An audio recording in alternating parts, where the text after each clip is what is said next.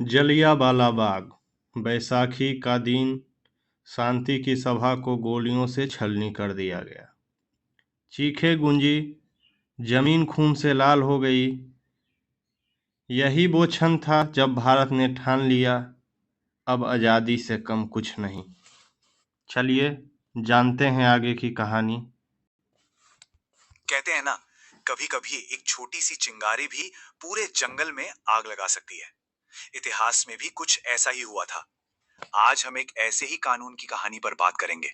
एक ऐसा कानून जिसने पूरे भारत को हिलाकर रख दिया और एक भयानक नरसंहार की वजह बना। तो सोचने वाली बात यह है कि आखिर ऐसा क्या था उस कानून में, और कैसे सिर्फ एक कानून के खिलाफ हो रहा एक शांतिपूर्ण विरोध खून खराबे में तब्दील हो गया। चलिए आज इस पूरी कहानी को परत दर परत समझते हैं। तो बात शुरू होती है पहले विश्व युद्ध के बाद। ब्रिटिश सरकार को यह डर सता रहा था कि भारत में क्रांतिकारी गतिविधियां फिर से सिर उठा सकती हैं, और बस इसी डर को कुचलने के लिए उन्होंने एक ऐसा कानून लाने का फैसला किया जिसे इतिहास ने हमेशा के लिए याद रखा। इसका सरकारी नाम तो बहुत लंबा चौड़ा था, the anarchical and revolutionary crime act of 1919, पर सब लोग इसे रॉलेट एक्ट के नाम से जानने लगे। क्यों? क्योंकि इसे सर सिडनी रॉलेट की कमेटी की सिफारिशों पर बनाया गया था, और इसका मकसद साफ था, भारत में उठने वाली हर आवाज को दबा देना। इस कानून ने ब्रिटिश सरकार को ऐसी ताकतें दे दी जो बहुत ही खतरनाक थीं। मतलब वो किसी को भी सिर्फ शक के आधार पर बिना वारंट के गिरफ्तार कर सकते थे, बिना कोई मुकदमा चलाए जब तक चाहे जेल में रख सकते थे। इतना ही नहीं, जिसे गिरफ्तार किया गया है उसे ये जानने का भी हक नहीं था कि उसके खिलाफ गवाही किसने दी है, और सबसे बड़ी बात, कोर्ट के फैसले के खिलाफ कोई अपील भी नहीं हो सकती थी। उस वक्त भारतीयों ने इस कानून को बस 3 शब्दों में समझा दिया, ना अपील, ना वकील, ना दलील। महात्मा गांधी ने तो इसे सीधे सीधे काला कानून कह दिया, और यह था भी काला कानून, क्योंकि यह इंसाफ के हर उसूल के खिलाफ था। इसने लोगों से उनके सबसे बुनियादी अधिकार छीन लिए थे।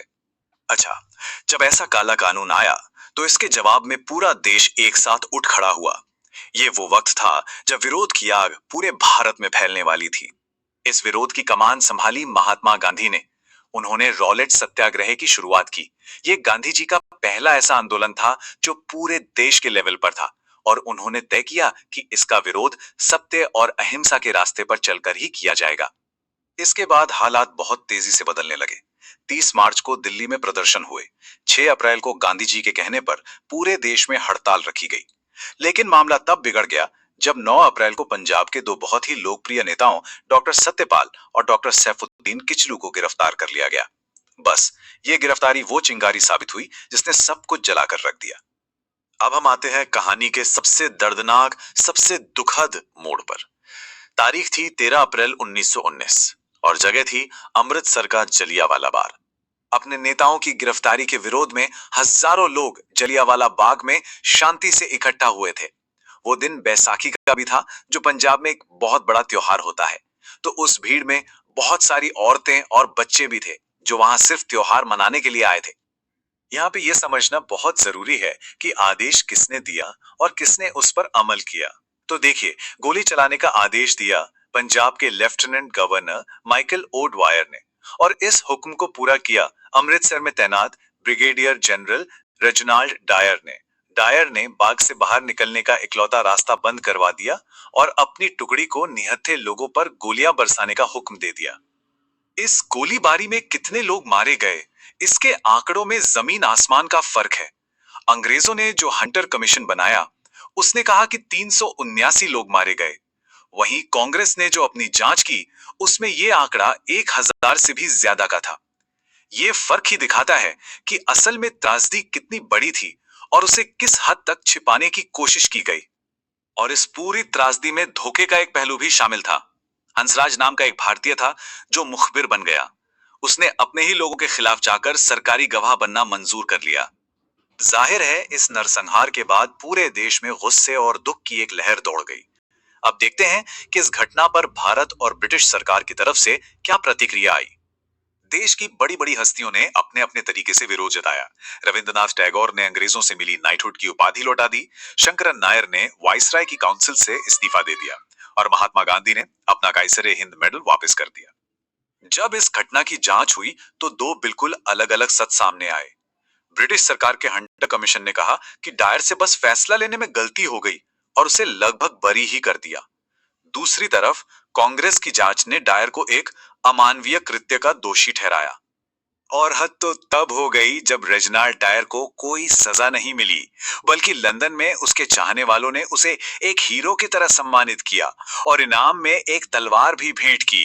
ये भारतीयों के जख्मों पर नमक छिड़कने जैसा था। लेकिन ये कहानी यहां खत्म नहीं हुई। इस नरसंहार की गूंज दशकों तक सुनाई देती रही, और वो भी एक ऐसे इंसान के मिशन की वजह से जिसने बदला लेने की कसम खा ली थी। उस भीड़ में एक नौजवान भी था जिसका नाम था ऊधम सिंह। उसने अपनी आंखों के सामने ये सब होते हुए देखा था, और उसी दिन उसी जगह पर उसने कसम खाई कि वो इस नरसंहार का बदला जरूर लेगा।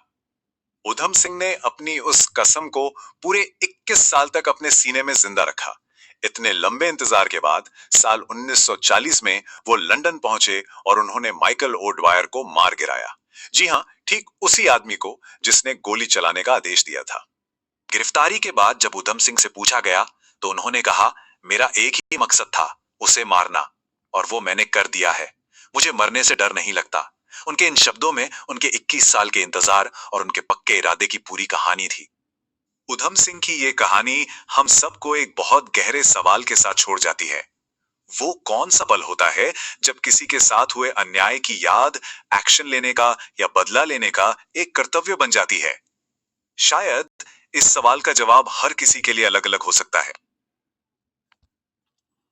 धन्यवाद। वीडियो पसंद आए तो वीडियो को लाइक कीजिए, शेयर कीजिए और चैनल को सब्सक्राइब करना ना भूलें।